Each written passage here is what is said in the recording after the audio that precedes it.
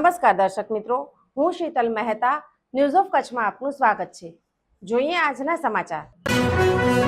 મુન્દ્રાના દરિયામાંથી પકડાયેલ 1980 કરોડના કોકેઇન કેસમાં હવે NIA નેશનલ ઇન્વેસ્ટિગેશન એજન્સીનો પ્રવેશ તલસ્પર્શી તપાસ કરશે।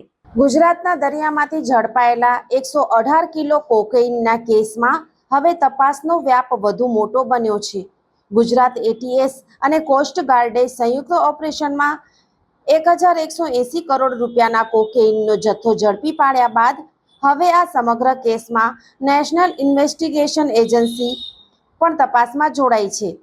NIAની એન્ટ્રી સાથે હવે આ કેસ માત્ર ડ્રગ્સ સ્મગલિંગનો નહીં, પરંતુ આંતરરાષ્ટ્રીય નાર્કો સિન્ડિકેટ, વિદેશી કનેક્શન અને દેશવ્યાપી સપ્લાય ચેઇનની તપાસ સુધી પહોંચે તેવી શક્યતા વધી ગઈ છે।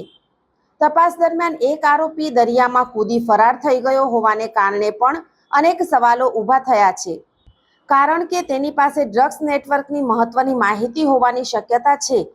એટલું જ નહીં, ATSને મળેલ પેકેટમાંથી એક પેકેટ હજુ સુધી મળ્યું નથી, જેના કારણે એ પેકેટ દરિયામાં ફેંકી દેવાયું હોવાની પણ આશંકા વ્યક્ત થઈ રહી છે। દર્શક મિત્રો, આજે તારીખ 30 મે 2026 આ હતા આજના સમાચાર। આવતીકાલે ફરી મળીશું, ત્યાં સુધી મને રજા આપશો। નમસ્કાર।